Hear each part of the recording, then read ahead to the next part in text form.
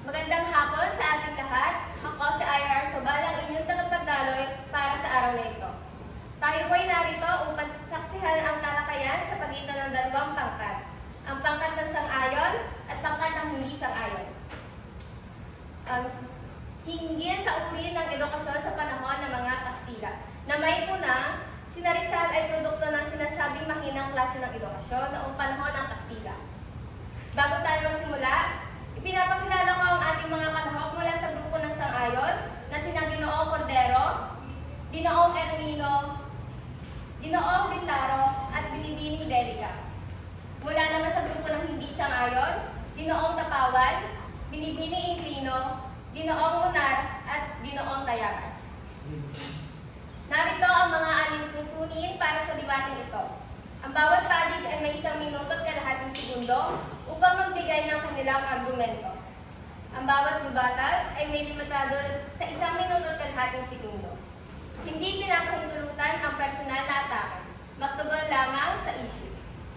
Ang bawat panig ay may pagkakataong magbigay ng muling pahayag na may limitasyon na 1 minuto at kalahating segundo. Handa na ba ang lahat? Handa na ba? Kung oo, simula na tayo. Ngayon, ating pakinggan ang manimulang argumento ng grupong sang-ayon. Meron po kayong 1 minuto at kalahating segundo.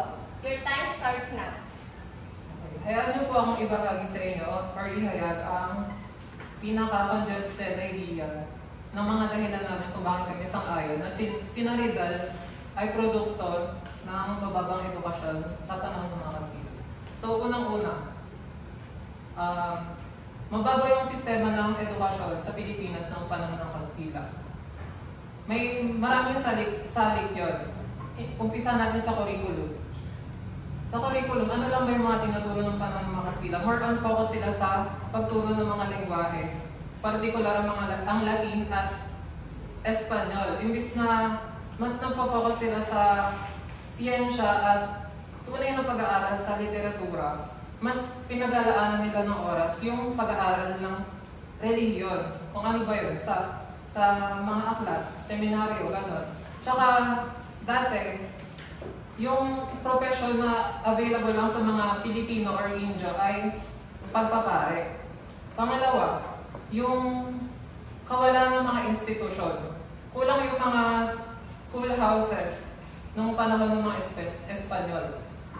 Pangatlo, discrimination. Parang dati kasi ang mga private or pare ay parang insecure sila na maging educated yung mga Pilipino. Bakit? Kasi pag educated yung Pilipino, mas nagiging mulat sila, mas nagkakaroon sila ng kapangyarihan. Salamat na naman ang pangkat ng hindi sang-ayon. Magandang hapon. Para sa unang puntos ng oposisyon, ay gusto namin ipunto na ang curriculum sa oras ng panahon ng mga Kastila ay hindi mababa dahil nagkaroon ng pagdadagdag ng mga asignatura dito. Kagaya dito sa mga asignatura na ito ay matematika, agham at agrikultura na siya nagagamit pa rin natin hanggang ngayon dahil napag-unlad natin ang ating kalidad ng edukasyon.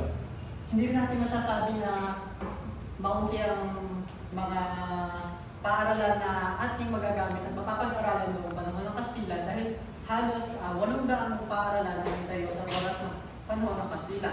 Isa dito ang Universidad ng Santo Tomas at ang Universidad ng Ateneo de Manila.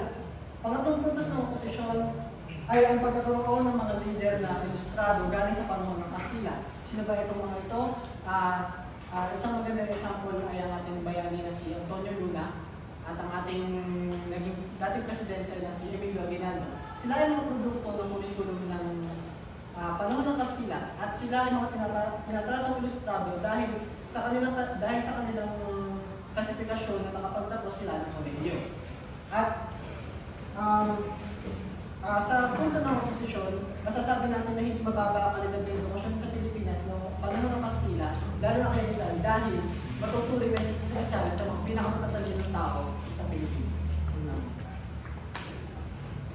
Sa susunod na pong bahagi, magbibigay ng una ang bawat panig. Magsisimula po tayo sa grupo ng hindi sang-ayon.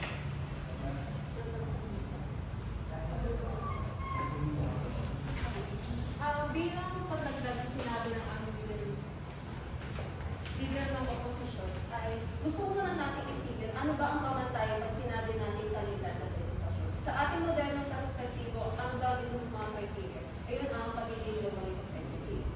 magiging competitive.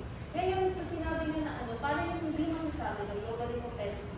Ang curriculum ng edukasyon ng panahon ngayon, kahit unang-una ay yung dinagdagan ng mga subjects. Pangalawa, nagkaroon ng focus sa agrikultura, sa natural sciences. At bagamat dahil meron pa rin ito ay ties sa religion, ito ay may kinalaman na sa social system at hindi lang sa edukasyon. Pangalawa ay ayun lang ang aking pagdagdagan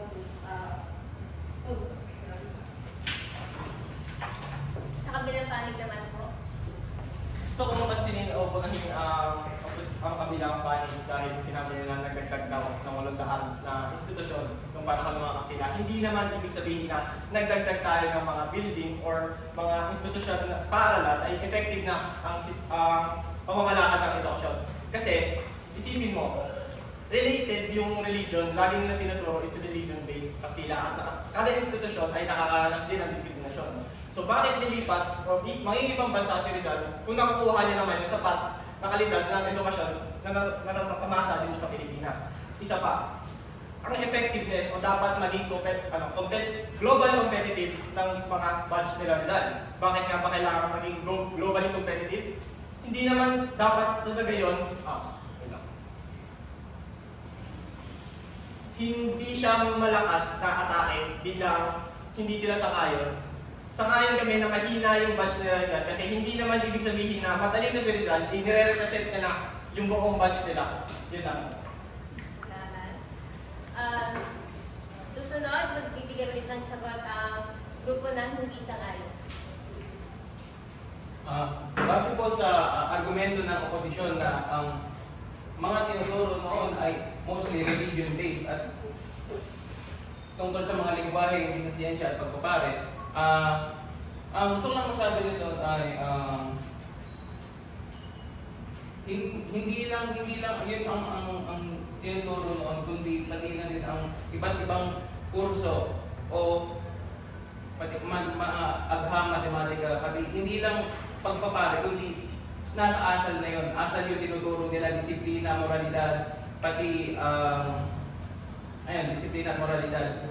Tapos, base din sa isa pang argumento na lumipan si Rizal ng ibang bansa dahil tinulang ang edukasyon dito sa Pilipinas ay kaya lang siya pumunta ng ibang bansa para mas lalong nakatapos na siya ng pag-aaral dito sa Pilipinas at mas lalo lang siyang naghanap ng iba pang edukasyon sa ibang bansa para magkaroon ng maayos na reputasyon para sa mga gawa niya sa pagbalik dito sa Pilipinas.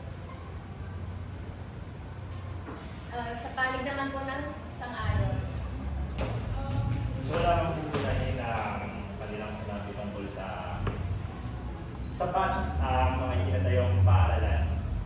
Hindi lamang naman dito sa Luzon ang mga may mag-aaral. Hindi lamang dito, kundi sa buong Pilipinas. Hindi lang, kumbaga, kulang ang paaralan dahil napakaraming estudyante sa panahon na yun. At sumunod, gusto kong punahin ang pagdadagdag ng mga panitikan, mga pinag-aaralan, mga kurso. Hindi ibig sabihin na idinagdag isa na itong maaaring isa itong hakbang para mapataas ang kalidad. Ngunit, tignan natin kung paano itinuro ang mga dinagdag na kurso.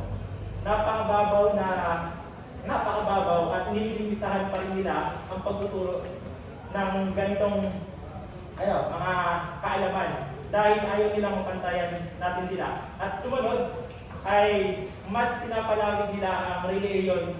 Kumbaga, hindi nila nais na kayo'y matuto, ang nais nila kayo'y sumunod. Salamat. Bago tayo magtapos, pakinggan naman natin ang konklusyon ng bawat panig. Unahin muna natin ang sangayon.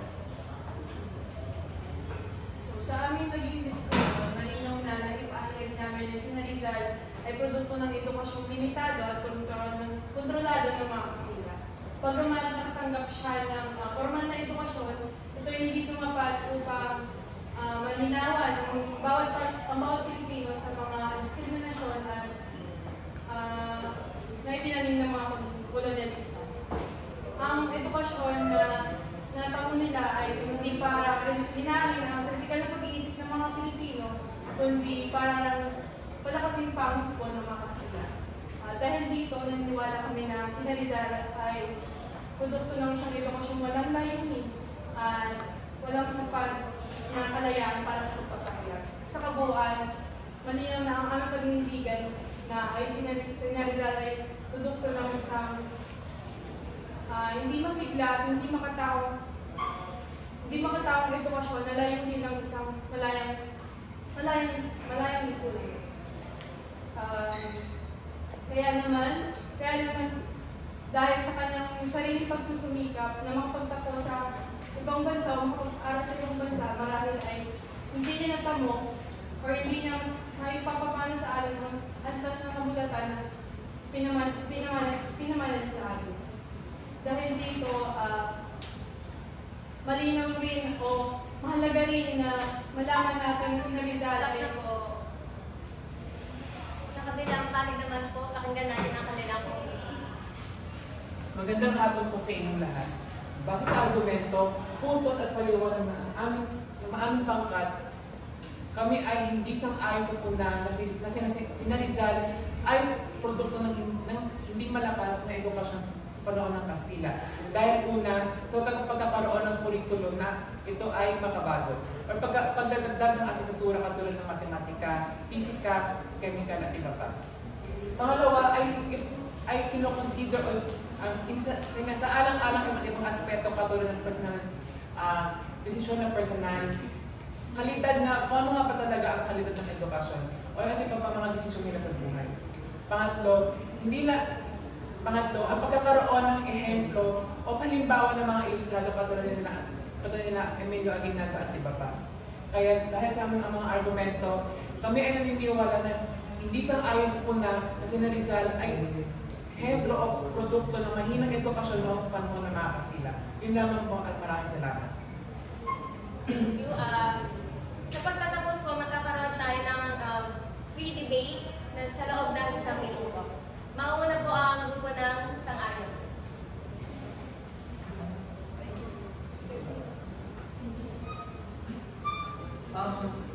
Pupunahin ko lang yung paulit-ulit nilang sinasabi na dagdag asignatura. So sa dagdag na asignatura yun, sa tingin nyo anong medium yung ginagamit? Pilipino ba? Di ba hindi? So anong tingin natin? Siyempre may motibo yung mga Espanyol kung bakit hindi Pilipino yung ginagamit nilang medium. Pangalawa, yung mga institusyon. Sapat ba yung mga institusyon para sa buong Pilipinas? Di ba archipelago yung Philippines? So saan lugar lang yung meron ganun? Pangatlo, sinasabi niyong si Rizal ay isa sa pinakamatalinong Pilipino sa Pilipinas. So, ibig sabihin matalino ba si Rizal? Matalino na yung buong Pilipinas. Di ba hindi? Ibig sabihin kung matalino ba si Rizal, nakatatanggap na siya ng magandang klaseng edukasyon. Lahat ba nakakatanggap ng magandang klaseng edukasyon?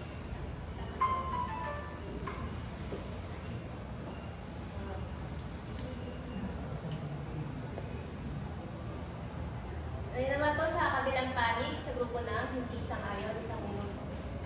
Gusto ko lang punahin ang punto ng sang-ayon dahil sinabi nila na ang ginagamit na medium ng pagtuturo sa noon ay Kastila. At dahil dito ay hindi maintindihan ng mga Pilipinong aabot sa ganoong taas ng pag-aaral ang kanilang inaaral. Ito ay mali dahil umpisa pa lamang sa elementarya at sa pangalawang sekundaryang edukasyon ay tinuturo namin bilang Kastila bukod pa sa natututunan sa bahay ng bilang Tagalog o kung saan man. At ang pagtuturo ng oras ng panahon ng Kastila ay hindi lamang sa school ginagawa. Dahil ang mga nagtuturo sa loob ng tribo ng mga tao sa archipelago ng Pilipinas ay pinatanaw ng misyonaryong pari na may daladalang edukasyon para sa kanila. Isang magandang ehemplo dito ay Visayas na nagkaroon ng mga iba't ibang branches ng iba't ibang universidad dito sa Pilipinas. Bago tayo magpaalam, nais ko lamang pasalamatan ang bawat partido sa kanilang mga